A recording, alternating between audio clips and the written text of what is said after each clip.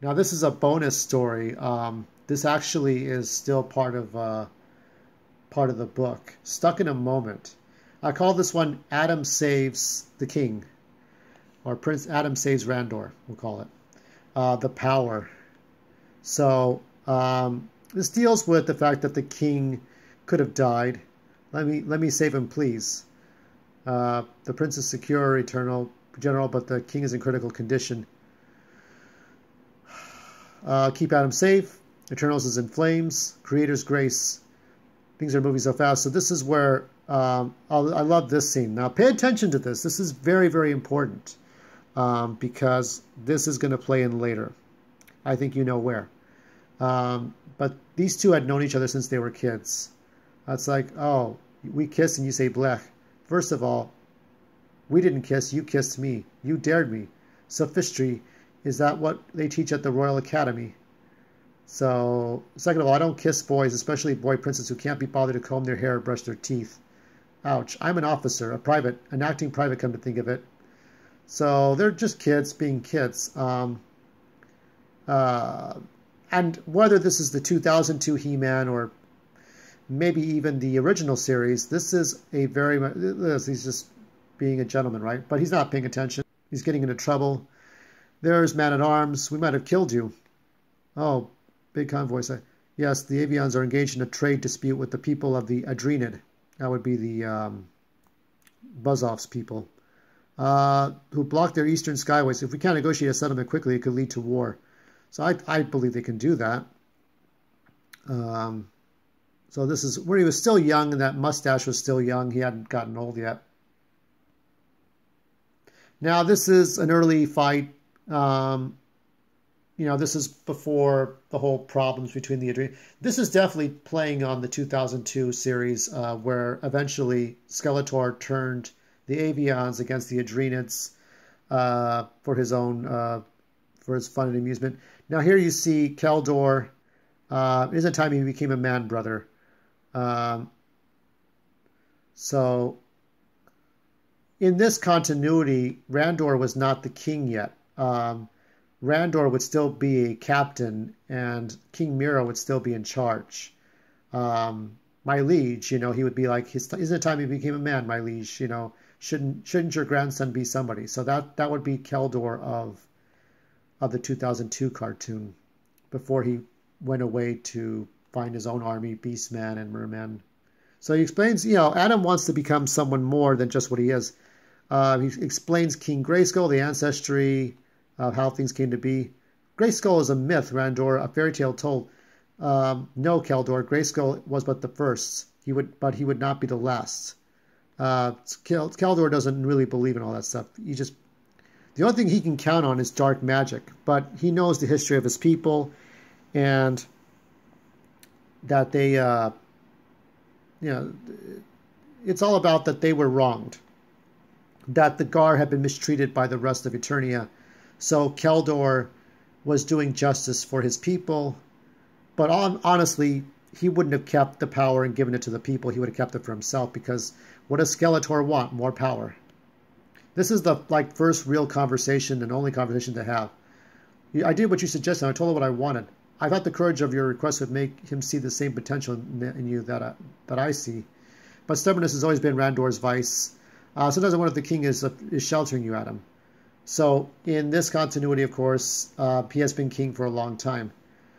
And I'm not sure. I would think that when Keldor went after the Council of Elders, that Prince Adam was just a kid, maybe a toddler, maybe 8 or 9 years old, but he had not been the king yet, not been the prince, not been a teenager yet.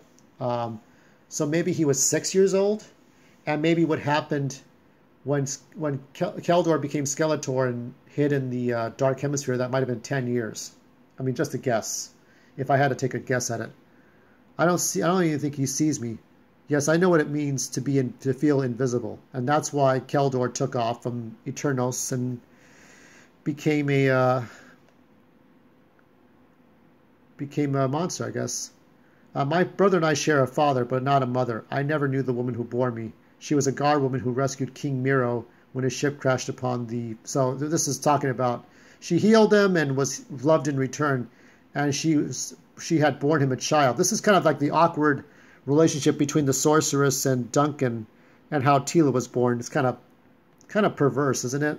I mean, you think of those stories where I remember reading stories in Greek mythology how Zeus would turn into an animal and make love to the women in paintings, in Renaissance paintings. I don't know what that was about.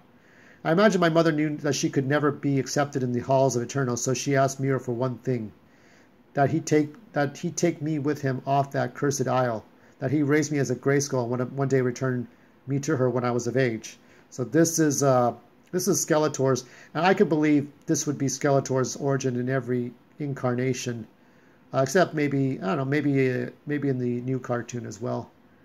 You know, I must do what I must have to do. No, I know we talked about it's too dangerous. Your father was right to say no. It's like we are not just kin, we are kindred spirits, both invisible princes. Then, you know, I was like, it's too dangerous. Your father's right to say no. This is as nice as this conversation gets, because you know what happens later. You know what it's all about. Now, here we have, he is to be captured and not killed. My plan should go awry. This is Beastman.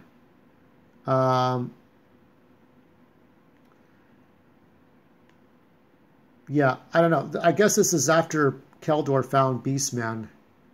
But this is a different take on invading the Council of Elders.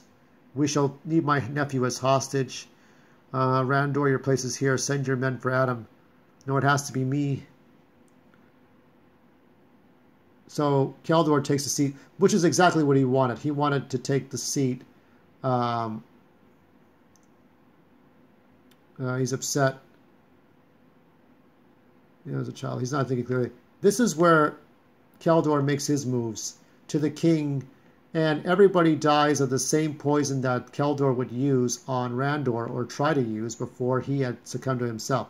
Now you see one of the handmaidens is, of course, Evelyn, and so it begins. Now you got the beastmen, or legions of beastmen attacking Adam. My lord, we got a lock on the prince, so they attack. The prince is down.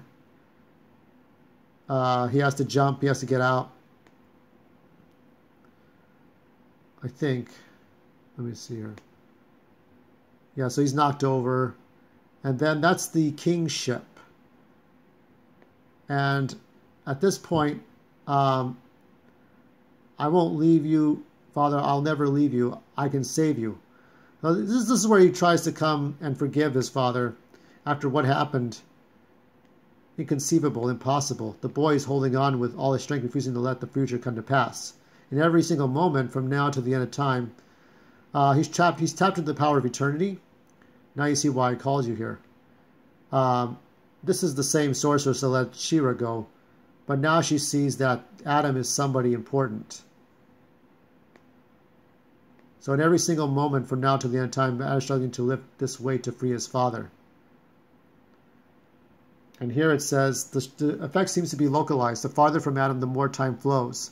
A medic who would have arrived far too late will now arrive in time to heal the king should Adam manage to free his father. Will he, or should he?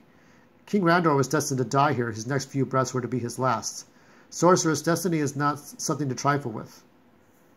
Time and destiny have been tabooed, but he's just a boy. We should kill him. This is nice coming from Zodak, right? Very bold. It's humanity that will save us all. Then you believe he's the one, the heir to the Grayskull for whom the goddess has been waiting. I do. I'm a mere observer of destiny, sorceress, unable to influence things in person. On the contrary, Zodak, his humanity is his greatest strength. So she knows his value. I'll make an exception. Compare that to his uncle, who even now commits atrocities in the name of power. Yeah, so they can't let Randor win. In time, I will grant you the key to unlock your greatest power, young prince, but now for enough to save your father.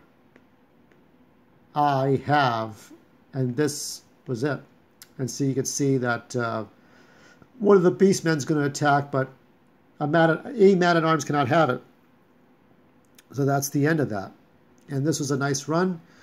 I love this story.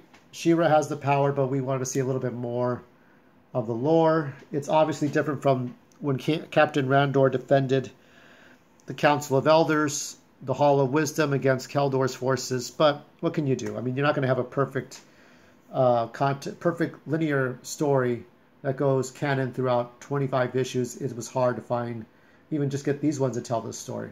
So from now, tomorrow, I will cover the first issue of Eternity War.